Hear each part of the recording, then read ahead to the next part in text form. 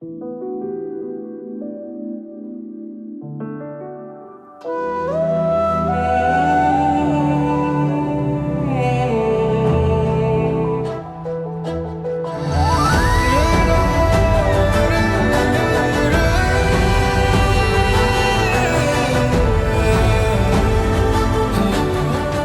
real beauty in your heart.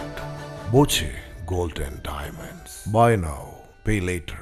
3 ഗ്രാമപഞ്ചായത്തുകൾ സംഗമിക്കുന്ന Pathiripala ടൗണിൽ traffic സിഗ്നലുകൾ വേണമെന്ന ആവശ്യം ശക്തം. 2 MLA-മാർ പ്രദേശത്തുണ്ടെങ്കിലും ജനജീവിതത്തെ സ്പർശിക്കുന്ന പ്രശ്നത്തിന് ഇതുവരെയും പരിഹാരമായില്ല.